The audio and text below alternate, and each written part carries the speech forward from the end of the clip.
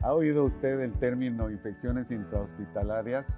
Sí, son aquellos procesos infecciosos que se generan en los hospitales cuando tenemos un paciente y que él está pues con sus defensas débiles o situaciones críticas de salud. En este programa vamos a hablar precisamente de ello.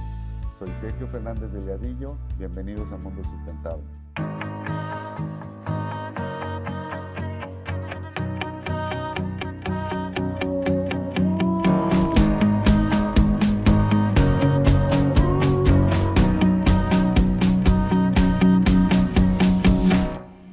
Hola, bienvenidos a Mundo Sustentable. Y mire, hay un problema muy grave que existe en las unidades hospitalarias prácticamente de todo el mundo, que se denomina infecciones intrahospitalarias. Son problemas que se generan pues dentro de las actividades normales de un hospital y los médicos, bueno, pues a veces tienen que trabajar con ellas y hay una situación de resistencia asociado a este tipo de microorganismos a los fármacos. Y pues precisamente para hablar más profundamente de este tema, esta tarde hemos invitado al doctor Adrián Martínez Meléndez y a la doctora Flora Cruz López, que ambos son investigadores de la Facultad de Ciencias Químicas de nuestra Universidad Autónoma de Nuevo León. Adrián, Flora, buenas tardes, bienvenidos a Mundo Sustentable. Buenas tardes, muchas gracias. Pues como ven, este tema es un verdadero problema, ¿no? Los microorganismos siempre están ahí, existen en la naturaleza como parte de ella misma, pero aquellos que son capaces de provocar infecciones en el ser humano, pues son de especial interés. Y si hablamos de aquellas que están asociadas a las unidades hospitalarias, pues más problema aún, ¿no? Entonces empecemos a platicar de esto. Podemos pensar que una unidad hospitalaria es un reservorio normal de microorganismos, de estos denominados microorganismos resistentes que dan problemas, ¿sí, Flora? Sí, claro. Sí, los hospitales son un reservorio de ese tipo de microorganismos. Como bien mencionaba el doctor, son de especial cuidado. Tienen características muy particulares que los microorganismos que se encuentran en la naturaleza no poseen. Entonces, estas características, aunado al estado de salud del paciente, a si está bajo otros tratamientos, si padece alguna enfermedad en particular, el sistema inmunitario del paciente está debilitado, es una vía de entrada fácil para que puedan desarrollarse. Pero ¿cómo? A ver, el paciente aparece ahí como una víctima, entonces, ¿sí? Pudiera decirse, sí. Sí. Pero entonces, ¿cómo aparecen, Adrián? ¿De dónde salen? ¿Cómo es que van a dar a la unidad hospitalaria, sobre todo a áreas de cuidados intensivos y donde los pacientes generalmente presentan situaciones de gravedad más altas? Pues hay varios factores que pueden favorecer la persistencia de los microorganismos en el ambiente hospitalario, y además de favorecer que la farmacoresistencia en estos microorganismos pues permanezca y precisamente sea el problema que ataque a los pacientes. Uno de ellos es que en los hospitales se utiliza de manera extensa los antimicrobianos, y en muchas de las ocasiones el uso indiscriminado de antimicrobianos pues va a hacer que los microorganismos que viven en el ambiente hospitalario sean resistentes a estos antimicrobianos. Y entonces el paciente posee varios factores de riesgo o puede poseer factores de riesgo, como es el presentar ciertos dispositivos médicos, como lo que se le llama la intubación o la ventilación mecánica, lo cual hace que las barreras de defensa naturales que tiene el paciente en su organismo pues sean alteradas, sean afectadas, y entonces el microorganismo pueda ingresar más fácilmente hacia el organismo del paciente. Y así ocurre, por ejemplo, con las sondas urinarias que causan infecciones en vías urinarias, o con catéter venoso central, que también favorece la entrada de microorganismos directamente a torrente sanguíneo, incluso por microorganismos de la propia microbiota del paciente, que también se ve alterada por el uso de antimicrobianos y por la presencia de los microorganismos que ya están en el entorno hospitalario, que a pesar de que hay desinfección de las áreas, de que hay limpieza, es muy fácil que sigan persistiendo en el ambiente. De hecho, los patógenos que se asocian a las infecciones intrahospitalarias ya son bien conocidos, bien caracterizados, y particularmente estos microorganismos sobreviven en el ambiente porque tienen esa capacidad y van adquiriendo la capacidad de persistir, de colonizar y de invadir, digamos, al paciente. Vamos entonces a ubicar un poquito a nuestra audiencia. A ver, estos microorganismos, o mejor lo voy a plantear de esta manera. Un paciente que es sometido a una cirugía o algún tratamiento dentro de un hospital, regularmente recibe antibióticos como vías de prevención. Profilaxis. Sí, como una profilaxis. Ante esa circunstancia, microorganismos que pudieran ser de floras normales en el cuerpo humano, pasan a ser estos microorganismos que llegan a ser luego resistentes y que empiezan a provocar infecciones. ¿Es así la situación, Flora? Puede darse, sí, así es, se puede dar porque, de hecho, los microorganismos, como mencionaba, de flora normal, también ahora el término actual es microbiota. Entonces, los microorganismos de la microbiota, digamos, son patógenos, no son inocentes 100%, son patógenos oportunistas, es decir, van a aprovechar las condiciones en las que esté el paciente y si les favorece, invaden y llegan a sitios normalmente estériles. Entonces, aparte de las características microbiológicas que hablábamos hace un momento de los microorganismos, que les favorece su persistencia, por ejemplo, hay quienes producen cápsula y les favorece o les permite persistir en ambientes secos o con baja humedad. Hay quienes producen esporas y las esporas quedan durante años en el ambiente incluso.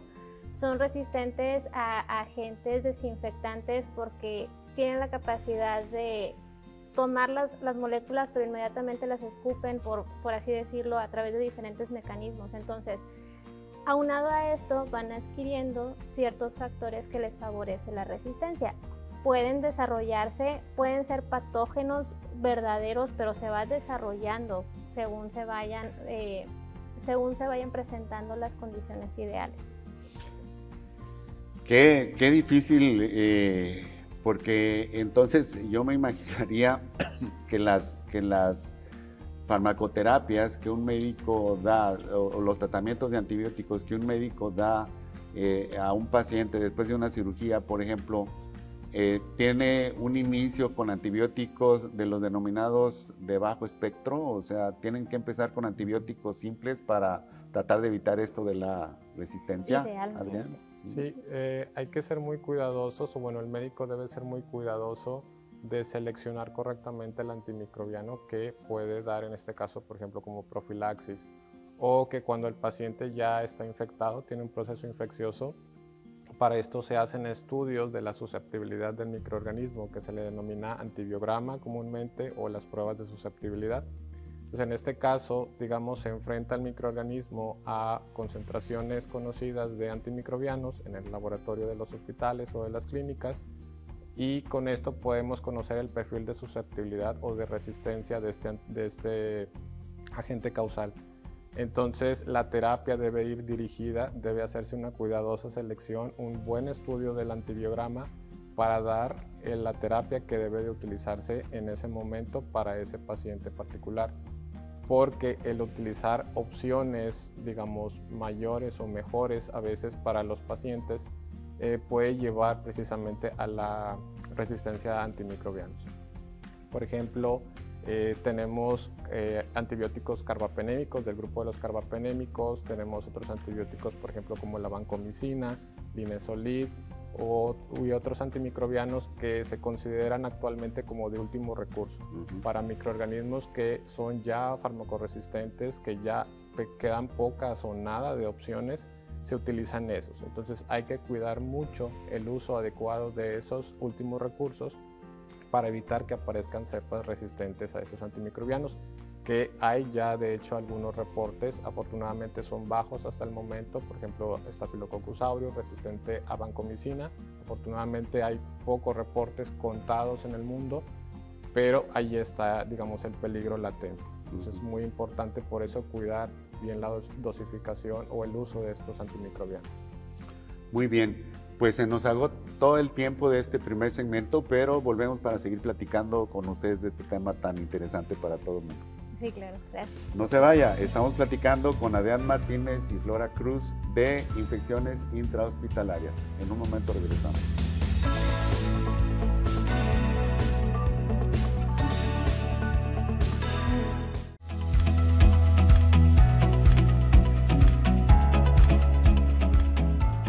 Ya estamos de regreso con usted. Seguimos platicando con Adrián Martínez y Flora Cruz de infecciones intrahospitalarias.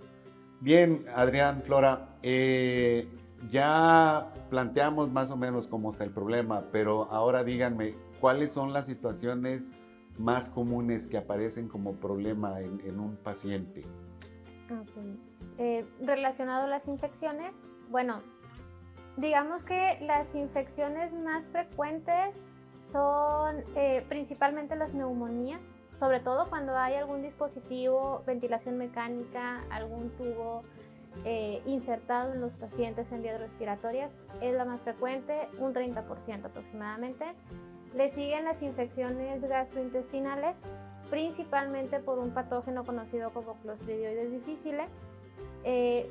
Rondan entre 23 y 25% aproximadamente. De ahí le siguen las infecciones de heridas quirúrgicas, cuando los pacientes salen de una cirugía, de un procedimiento, de algún traumatismo que requieran remoción de tejido, etcétera, y si no se atienden adecuadamente son entradas a sitios normalmente estériles para los microorganismos, y estas se desarrollan aproximadamente en un 18% en total.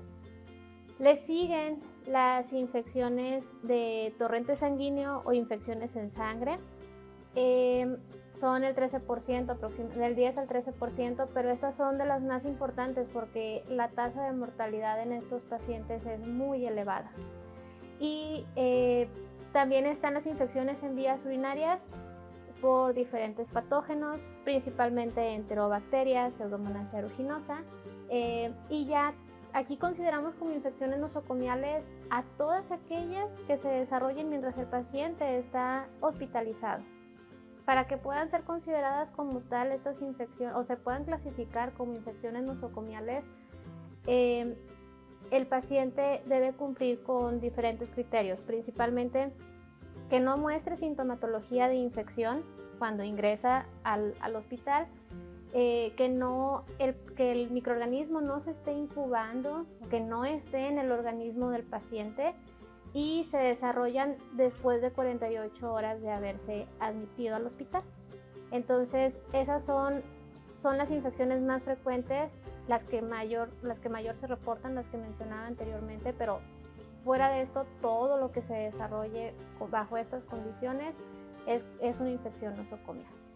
Adrián, menciona Flora lo de las infecciones que irían directamente a torrente sanguíneo. ¿Esto sería a través de catéteres que se ponen en el organismo?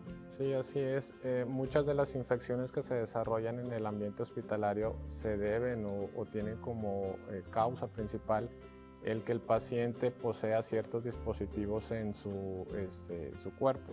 Por ejemplo, el catéter venoso central, pues que se utiliza para administrar, por ejemplo, algunos medicamentos, o sea, que se pone en el paciente o se implanta en el paciente por alguna otra causa, resulta luego una vía de entrada para microorganismos, incluso de la propia microbiota del paciente.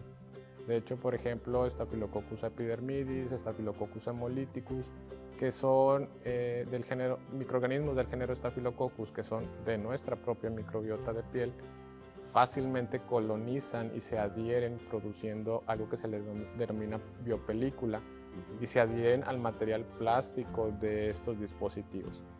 Y eso, por un lado, favorece que empiece la infección, que inicie, y por otro lado, favorece la persistencia de la infección, puesto que cuando un microorganismo crece en biopelícula, es más resistente a los antibióticos. Se han hecho estudios donde se produce biopelícula de ciertos patógenos y se analiza su susceptibilidad a antimicrobianos. Se compara la susceptibilidad en biopelícula y la susceptibilidad cuando no está creciendo en biopelícula, y cuando el microorganismo no está en biopelícula resulta susceptible a cierto antimicrobiano, y cuando está en biopelícula es resistente. Entonces la simple presencia de esa biopelícula es ya un factor que favorece la persistencia del patógeno y que aparte le da esas características de farmacoresistencia. Entonces es un problema bastante grave que de hecho no siempre se toma en consideración. En pacientes de largas estancias en un hospital,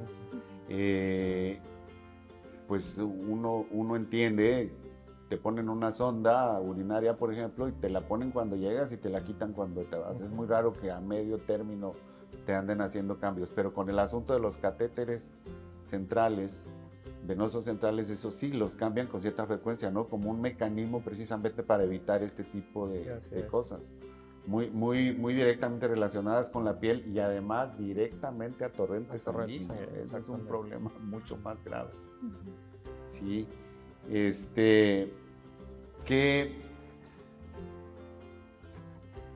Lo que acabo de decir, hay herramientas que los médicos tienen o sistemas que los médicos tienen para evitar que esto suceda.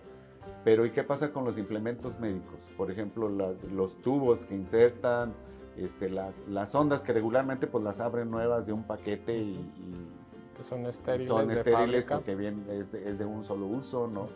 Pero ¿qué pasa con esto que sí es que lo esterilizan y lo reusan? ¿Qué pasa con todo esto? ¿Qué hacen los hospitales para poder asegurar que las áreas o los implementos estén libres de microorganismos? Pues existen programas donde los hospitales, pues obviamente ellos lavan por ejemplo, la ropa de cama, ropa digamos, lo quirúrgico que utilizan los médicos o el personal médico, y también pues la desinfección periódica de los lugares con los que tiene contacto el paciente, las camas, las mesas, todo lo que está alrededor del paciente con lo que tiene contacto, pues se busca que se desinfecte, que se limpie y que se mantenga siempre en ese estado para pues evitar cualquier propagación de microorganismos.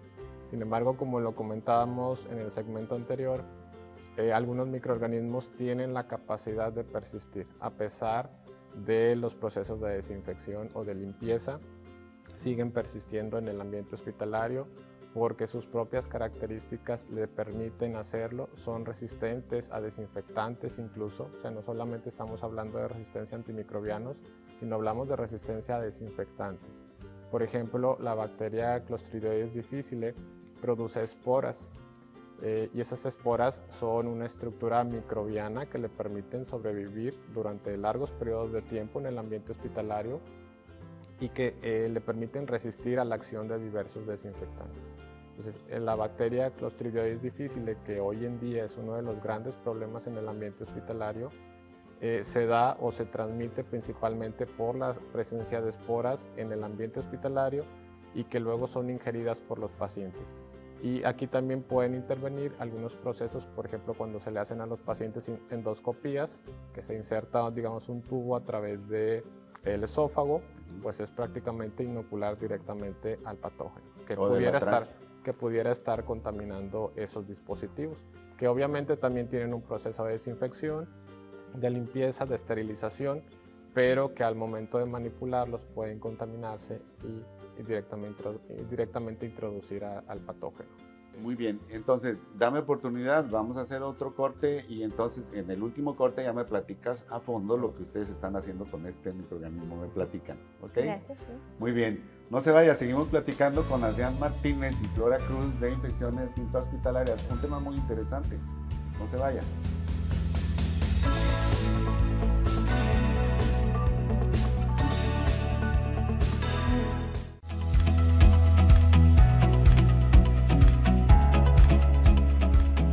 Ya estamos de nuevo con usted en Mundo Sustentable. Flora, Adrián, vamos a hablar ahora de este microorganismo que ustedes mencionan y que parece ser de mucho interés en su grupo de investigación, que es el Clostridium difficile. Platíquenme un poquito de esto, Flora. Bueno, este es un microorganismo anaerobio. Ya habíamos mencionado que es capaz de producir esporas y se asocia principalmente a infecciones gastrointestinales en pacientes hospitalizados. La gravedad de esto, la gravedad del asunto es que se tratan de pacientes, en muchas ocasiones, o pues prácticamente siempre, se tratan de pacientes que entran por otra razón al hospital, tienen que ser hospitalizados, llegan a salas de urgencia incluso, y cuando se produce un brote o cuando las esporas están diseminadas por todo el ambiente, los pacientes las ingieren en estómago, en intestino. Estas esporas, por así decirlo, se activan, el microorganismo se activa metabólicamente y provoca infecciones, principalmente cuadros de colitis. Entonces, eso es lo más grave. Bueno, provoca otras infecciones, otros cuadros más graves, pero la situación aquí es que los pacientes llegan, no los atienden especialmente por esto, no se dirigen a esto y terminan con esta infección. Bueno, uno de los temas de interés sobre este microorganismo es saber cómo sus factores de virulencia o sus características microbiológicas favorecen la farmacoresistencia a tratamientos actuales, y cómo persisten en el ambiente, en el intestino de los pacientes. Me imagino cuando, voy a tratar de hacer una analogía con la industria de alimentos, cuando hablamos de Escherichia coli como un microorganismo testigo en la industria de alimentos para hablar de procesos de limpieza y desinfección eficientes, no me imagino yo que un microorganismo como Clostridium anaeróbico, esporulado, que tiene su hábitat, le voy a llamar normal, porque si es esporulado pues puede estar en cualquier lado, de repente está en varios sitios en el hospital. Adrián, ¿cómo puede darse eso? Si está en las heces de los individuos, ¿cómo puede estar en todo el hospital? Sí, lo que sucede es que nuevamente el lavado de manos es una de las medidas preventivas más importantes. Se ha estudiado mucho las infecciones hospitalarias, se ha estudiado la farmacoresistencia, se ha avanzado mucho la ciencia en todo, pero un simple y básico lavado de manos sigue siendo lo estándar para poder evitar las infecciones, no solamente clostridioides difíciles, sino todas las demás de las que ya platicamos. Y más con clostridioides difíciles porque como es resistente a los desinfectantes, pues no una solución de etanol o de alcohol al 70 como el que comúnmente utilizamos para desinfectarnos, pues no nos elimina a las esporas. Entonces el lavado, o sea, el hacer el lavado en el agua con jabón, digamos, el movimiento, todo eso hace que sí podamos desprender las esporas y eso evita la propagación. Y bueno, esto generalmente se da porque si hay un paciente infectado, pues es un paciente que está eliminando esporas en sus heces y es un paciente pues, que tiene diarrea en el hospital. Y el personal médico tiene una participación muy importante aquí, porque si el personal médico, enfermería o médicos mismos interaccionan con el paciente y luego van a ver al siguiente paciente y no se lavan las manos entre paciente y paciente, eso hace que estén propagando inmediatamente las esporas. Obviamente no las vemos, no sabemos dónde están, creemos que no están ahí, pero sí lo están y lo estamos propagando a otro paciente que probablemente esté debilitado también, tenga algún otro proceso infeccioso o algún otro proceso que haga que esté debilitado y que va a adquirir la infección más fácilmente que un paciente que no lo está. En una unidad de cuidados intensivos, regularmente las enfermeras interactúan con todos los pacientes del área, ¿no? Entonces, pues sí, una enfermera que fue a limpiar a un paciente porque hizo diarrea y no tiene todos estos cuidados que estás diciendo, pues igual luego va con otro paciente.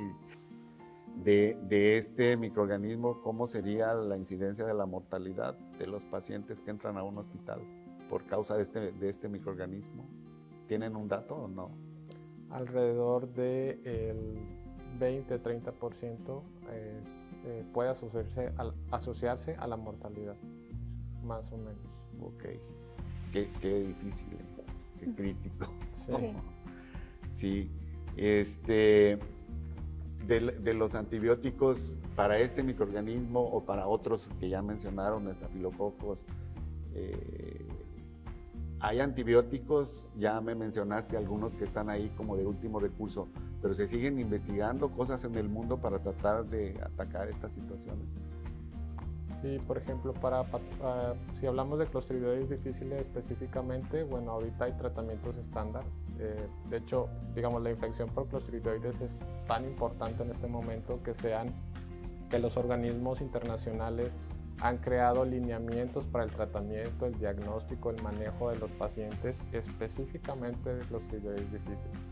Entonces, ahorita el tratamiento estándar es vancomicina, metronidazol, que los tenemos disponibles en nuestro país, y bueno, no tan recientemente, pero ya es de los más recientes.